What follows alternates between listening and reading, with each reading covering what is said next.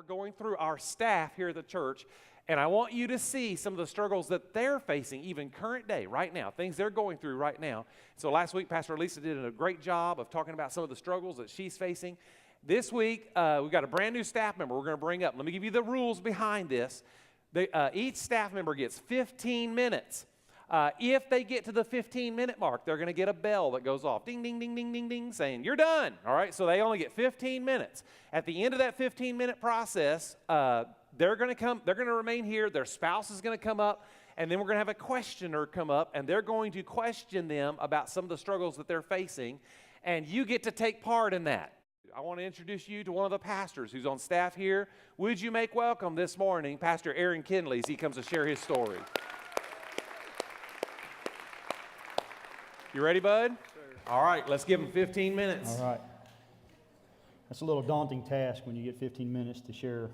So I'm only going to give a little snapshot of last 7-8 years of my life, really, and the struggles in that. I felt like last night I was the Mattel guy, the world's fastest speaker. In the first service, right through there, I still had, I think, 4 minutes left, so I'm going to try to do a little bit better today. God is not surprised by our weakness or taken back by our inability. He's not embarrassed by what little we have to offer.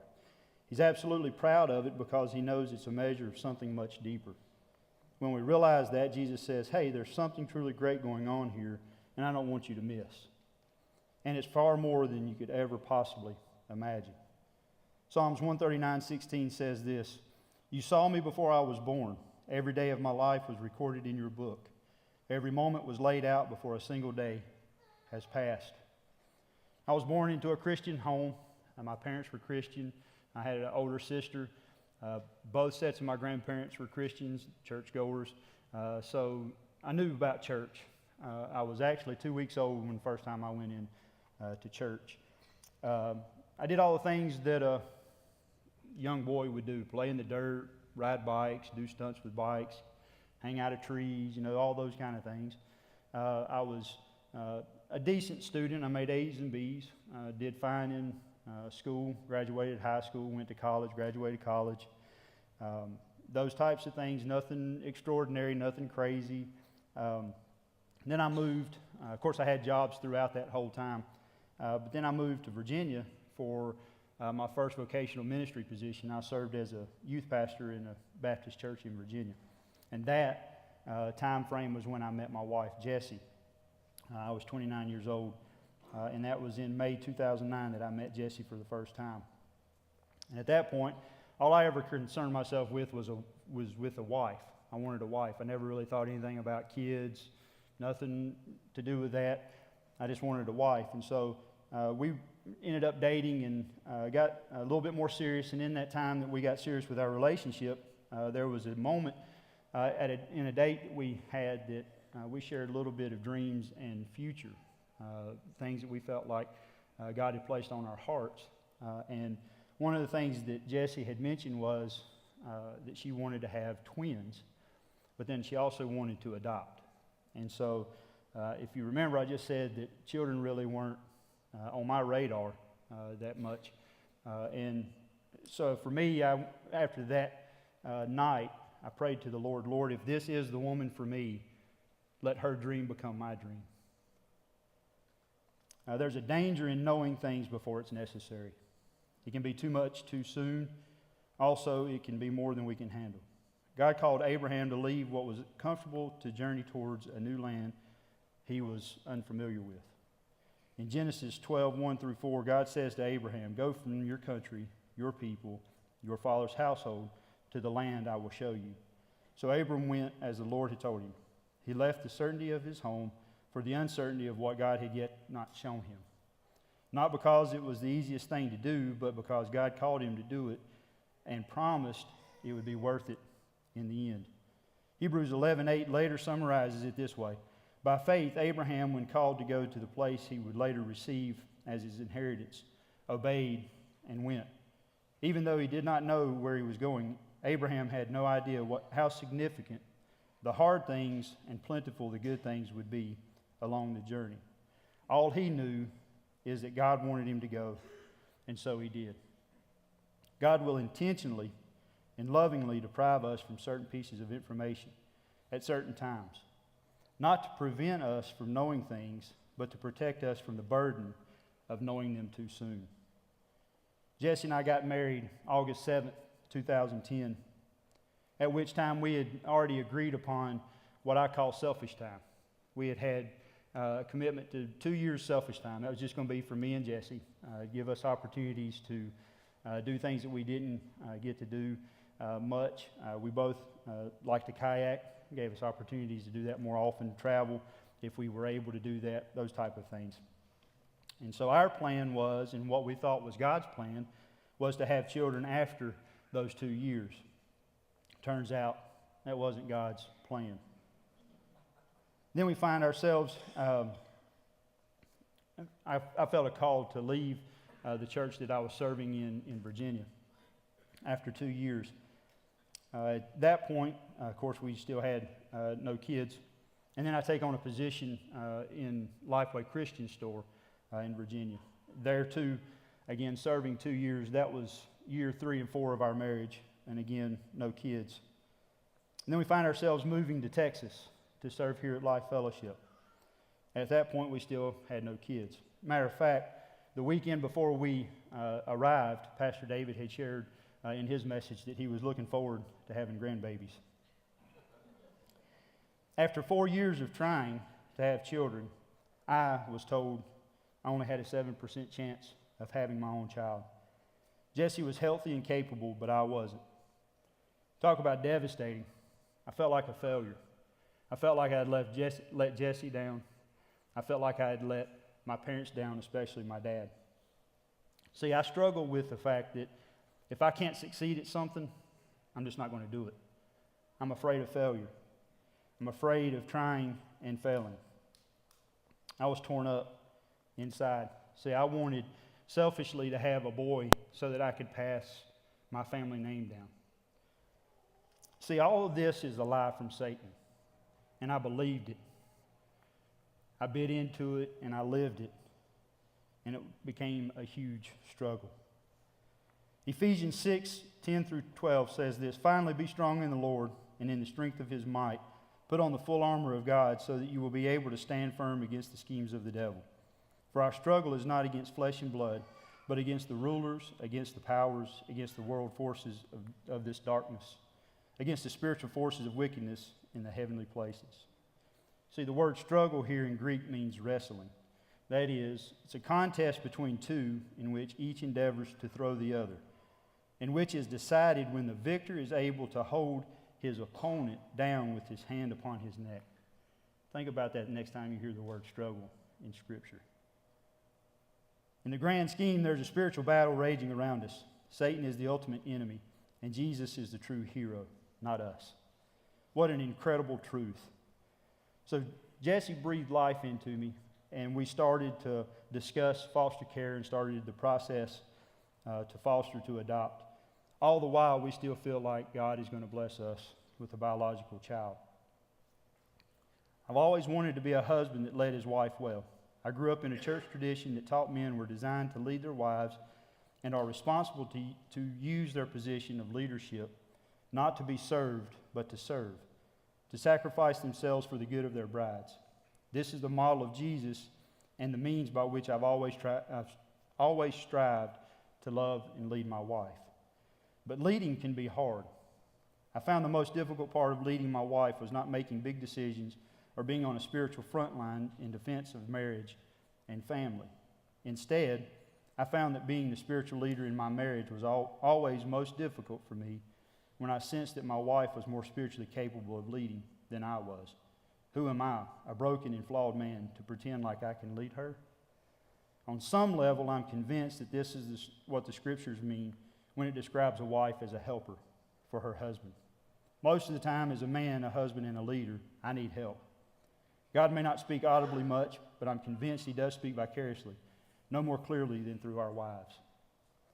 August 2016, that's 6 years after we got married, and only 5 days after being licensed to foster to adopt, Jesse calls me at work saying that we got twins. The look on my face when I got that news. The blood rushed out of my head, and I had to sit down. The hustle was on, getting two of everything. Thanks to Sunday, my sister-in-law, Natalie Horton, and Sherry Cole for helping us get ready for twins. 2 o'clock in the afternoon, I get a call. By 8:30 that night, two precious little ones, 6 pounds apiece, come into our lives. Most people get 9 months to prepare. We got 6.5 hours. The truth is this, that there's never really a perfect time to foster or adopt. Just a lot of opportunities to say yes, despite the many reasons we may have to say no. God is using the voice of your wife to help you say yes to His will. Husbands, lead well in whatever the next step is. Perhaps your wife is the very help God knew you would need to become the husband He knew she would need. It's estimated that over 408,000 children in the United States foster care system today. Some of these children will be adopted into new permanent families. Most will return to their own families, and an estimated 30,000 of them will age out of the system this year at age 18 with no familial support, little resources, and in most cases, a basic education. James 1:27 says this, "Pure and undefiled religion is in the sight of our God and Father is this, to visit orphans and widows in their distress, and to keep oneself unstained by the world." Matthew 25:31 through 40 says this, "When the Son of Man comes in His glory and all the angels with Him, He will sit on His glorious throne. All the nations will be gathered before Him, and He will separate the people one from another as shepherd separates the sheep from the goats. He will put the sheep on His right and the goats on His left. Then the King will say to those on His right, 'Come, you who are blessed by my Father, take your inheritance, the kingdom prepared for you since the creation of the world. For I was hungry, and you gave me something to eat. I was thirsty, and you gave me something to drink. I was a stranger, and you invited me in. I needed clothes, and you clothed me. I was sick, and you looked after me. I was in prison, and you came to visit me.' Then the righteous will answer Him, 'Lord, when did we see you hungry and feed you, thirsty and give you something to drink? When did we see you a stranger and invite you in, or needing clothes and clothe you? When did we see you sick or in prison and go to visit you?' The King will reply, 'Truly I tell you, whatever you did for one of the least of these brothers and sisters of mine, you did for me.'" The word to visit in Greek means to select, go to see, relieve, look out, to show concern, come to help, or care for. I find it interesting that the same word in Greek can be found in both of these passages, James 1:27 and in Matthew 25:36. In both cases, the person received help. They were selected. I didn't really know what to expect going into foster parenting, but in many regards, it's not what I thought it would be, and is so much more than I hoped it would be. Here's 5 ways among many others foster care has surprised us. Number 1, very quickly, the excitement of having a child placed in your home is tempered by the tragedy that has led them there. This is the deep, soul-wrenching tension of foster care, bearing too much brokenness to be ignored and too much beauty to be hidden. Number 2, foster care is less about getting a child for your family and more about giving your family for your child. Our first call is to give, not receive, to open ourselves up fully.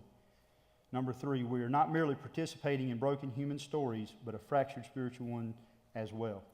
We are active participants in the tension of an unseen battle in which the enemy is not birth parents or broken systems, but in the grand unseen spiritual world of things is Satan, who wants to steal, kill, and destroy that which is good. Foster care is spiritual warfare. Number 4, foster care is just as much about pulling a child out of a broken story as it is about being pulled into one. It's about humanizing those we're often quick to demonize. Number 5, no one is strutting their way through foster care. We're all limping in some way. At some point, we come to the realization that it's not so much us helping them, it's just us. Psalm 139:16. "You saw me before I was born. Every day of my life was recorded in your book. Every moment was laid out before a single day had passed." So in other words, God already knew the struggles that I would have. God already knew there were going to be 2 kids that were going to be welcomed into our home. God already knew. I had to trust. I'm thankful for this church. I'm thankful for the godly people in my life, because it was those people that shined the light, the path which I needed to go, to find myself here with 2 16-month-old children, loving on them since they were 5 days old. Thank you guys so much for allowing me to be here. God bless you guys.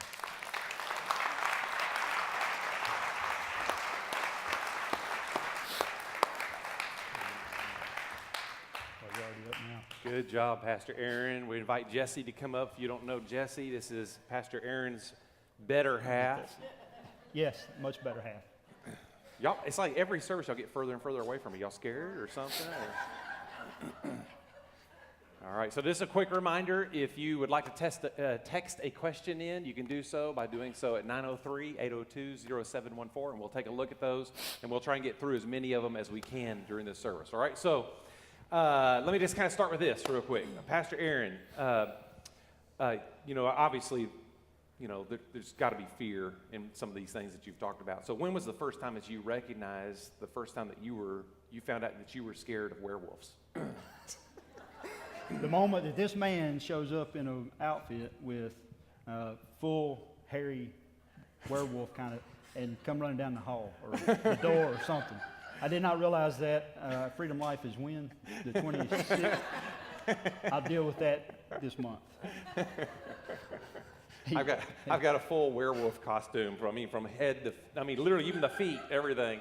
And I came running down the hall at him one day in that werewolf, and I think he tried to make a new door out the side over there. So, anyway. Just the fear factor there. I want to keep them on their toes here, keep them fresh, He does do that. You have to watch out. I've never done anything like that to you, have I? I don't think. Ever. Yeah. Even when I was 5, probably. He is a mean pillow fighter. Don't ever get in a pillow fight with him. Especially if it has zippers. He is no remorse. You use everything to your advantage. I've always thought that. All right, so let me start with Jesse real quick. So here's just a thought. I realized Pastor Aaron shared with us some of the things he felt as he was going through finding out that it was going to be a real struggle for him to have children. But as a woman, can you tell us some of the emotions that maybe you went through when you found out that this is not going to be a high probability for us? Definitely. I'll start with this. I have been blessed with a personality where I'm very positive, and I kind of let things just roll off my shoulders. And I have grown up in church and just had awesome people speak truth into me. And my dad's very positive, and so I know I inherited that trait from him as well. But when we were going through the process, it's very time-consuming. It takes a long time. It's very grueling on your body physically. It's also emotionally grueling and stressful and lots of things. And I remember one night actually praying and telling God, I was like, God, please let it be a problem that I have. Just because I felt like I could handle it better than my husband. Not that he can't handle it, but he allows things to weigh him down a little bit more than I do. And so I remember asking God for that. But when we found out that we had a 7% chance, it was just disappointing for me. I didn't dive into this, deep seed of depression because I had always wanted to adopt. And at the church we were at beforehand, I knew several families that had fostered children and adopted them. And so I kind of knew there was always a plan B. There's other ways to obtain children in this world if you can't have them yourself. So I kind of was like, okay, let's move on. We've got another plan here. And it was still a struggle. It was disappointing. I remember listening to lots of worship music. There's a song by Amanda Cook that says, you've taught me to dance in disappointment, and I will still worship you. And I feel like I hadn't had a lot of struggles in my life up until this point, or this is probably the biggest struggle that I had faced. And all the things that had happened in my past kind of set me up to get through this with God's grace and the blessings that He has given us. So cool. One of the questions that came in just a second ago was, can we see a picture of the kids? So I don't think we've shown that, and there actually is a couple of pictures here. Here's Pastor Aaron and those two little precious babies. Sorry we can't show their faces. If this goes on any public source, then they're still in foster care, so they can't see their faces. But they're here today, so if you want to see them, they're in the nursery. So you can really see them. Very good. So here's a question for you guys. How did you stay grounded in faith when your prayers for children weren't being answered promptly? Well, as kind of I shared with at the end there, that it was the people around me that would breathe life. First, it was Jesse breathing life into me, but then also my parents, Jesse's parents, this church, because there were a number of times that we actually were praying as a group. I remember one Sunday. Just having a group of people around us just praying for a miracle of having a child. And just that constant, even now, people just checking in and praying for us. And so for me, it was that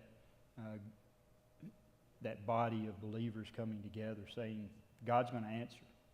It may not be exactly how you think it should go, but God is going to answer, and having that. So you mentioned miracles. I know you both believe that God does miracles today. I believe and I've seen it. Was there any disappointment when God chose to not heal in the way that you wanted? Was there any disappointments there? Originally, yes. There was, just like most humans, it was an anger that said, why me? And, then of course Satan used that to start whispering a few things in my ear. Now having gone through, I guess about 18 months of this process, I'm absolutely okay with it. I'm at the place where God's going to provide us the children at the time that we're supposed to have them, and maybe there's a reason for us to not have our own biological kids because we're going to have the opportunity to not only adopt these two, but foster more kids. And, so yes, at first I was angry because I had a plan set in my mind, and it wasn't God's plan, it was mine. And I disguised it as God's plan. And so after that, it became a realization that I needed to back off and let God do his thing. Last night, someone asked about sins that maybe you felt like were in your life, or something that you felt like was, that you believed, sins that you believed. And that, I think, kind of ties into what you're asking. And I think during this struggle, we both believe sins that Satan was telling us that, were reasons why we weren't having children.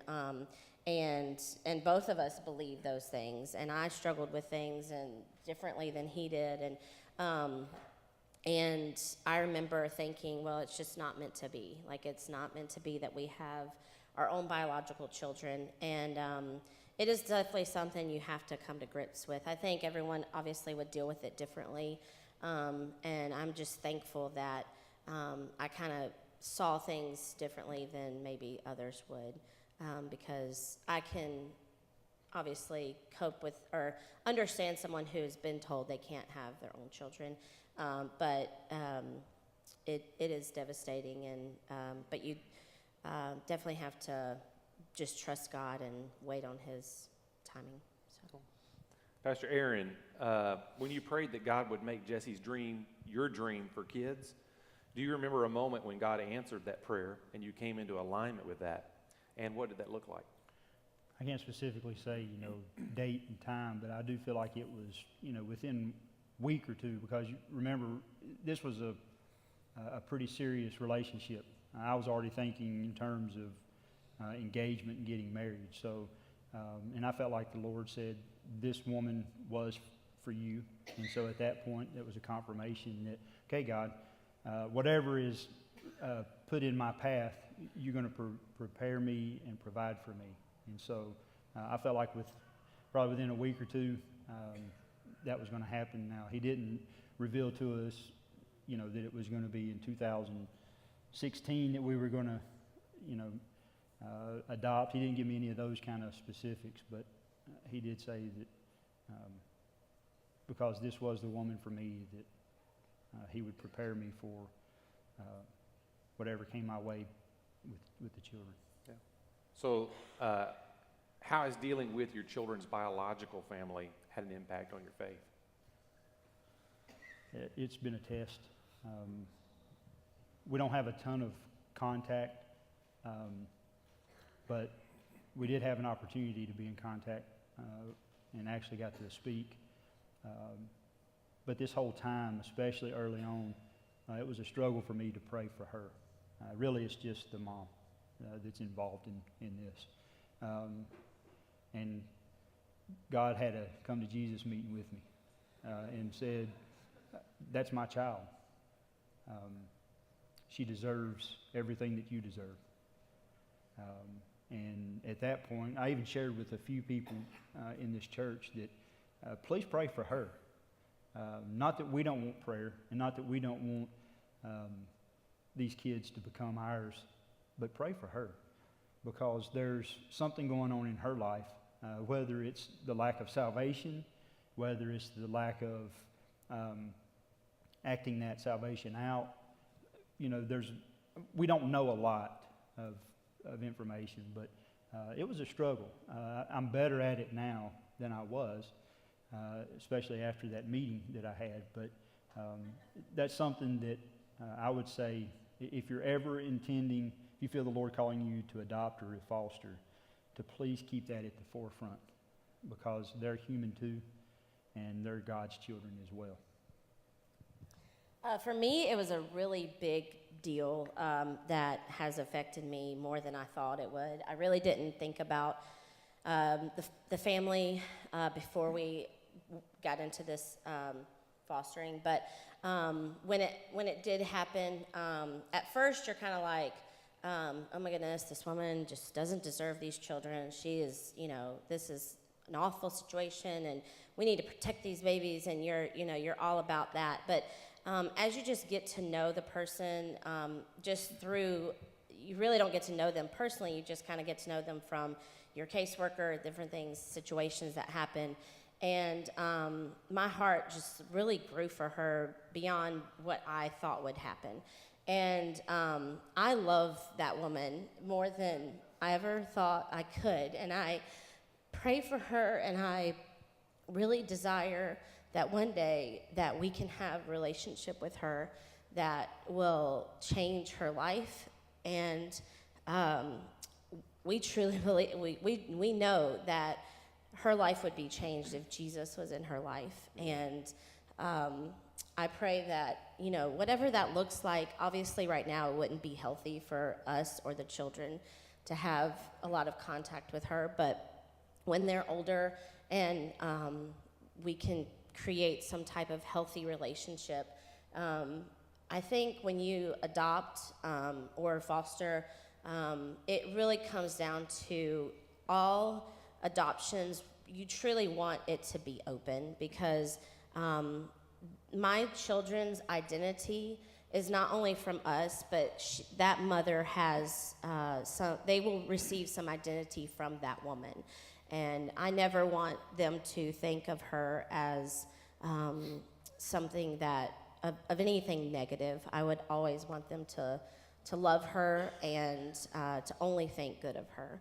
And it has increased my faith and prayers for someone I don't even know, and someone at first I didn't even think deserved anything out of these children's life. But now it's just completely different. So it definitely is something that you don't realize will affect you.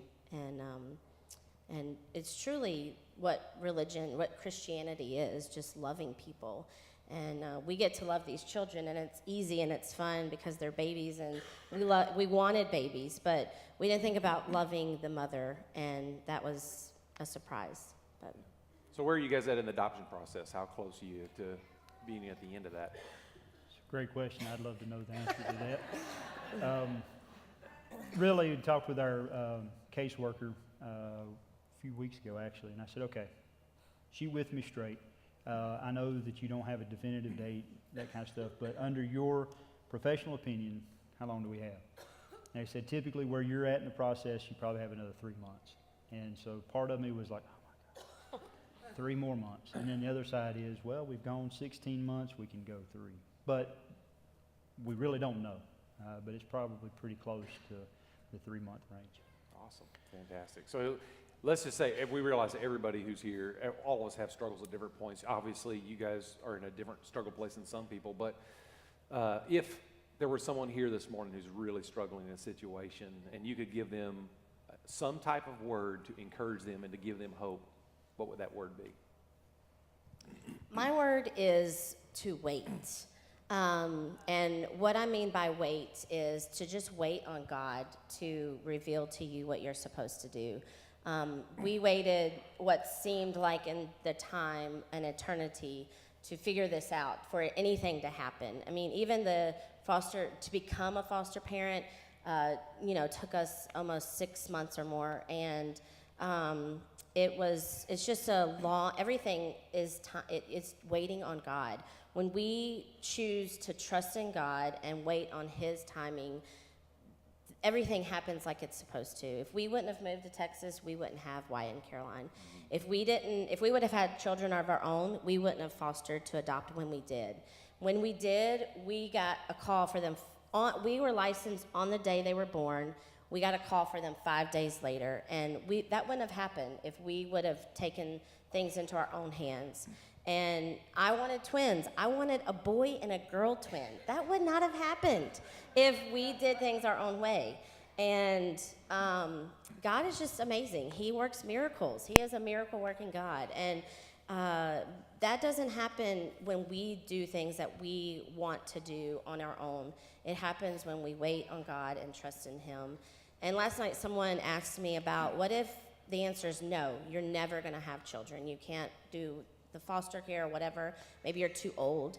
And that would be devastating as well. But I would just say there are so many other avenues to help children, to take care of children. And if that's you, if you're in that place, come talk to us. We have, through this process, we've learned so much about so many other things that you can do to help children, to be a part of their lives, and to change their world for the better. So wait on God. Yeah, cool. And mine is bathe yourself in prayer. I thought I had a pretty good prayer life up until this process, and realized that it could always be strengthened, and it has been. There's been many times in these last 16 months that I've just stopped what I was doing, got on my knees and prayed, because a lot of times the process has been daunting at times, but then also being a first-time dad also becomes daunting, because there's times when you look at what's going on and then you add two to it, and you're like, what did I get into? And again, go back, you had 9 months to at least mentally prepare, and we had 6.5 hours, and you just get into this and you go, God, but you called me to this. And you get on your knees and you pray. So that's the word that I would give, is bathe yourself in prayer. While we're in the season of prayer and fasting, maybe even fasting at times. I've also done that more in the last couple of years as well. So that's what I would say. Very good. Didn't they do a good job this morning? I'm proud of these guys, aren't we? Thank you guys so much.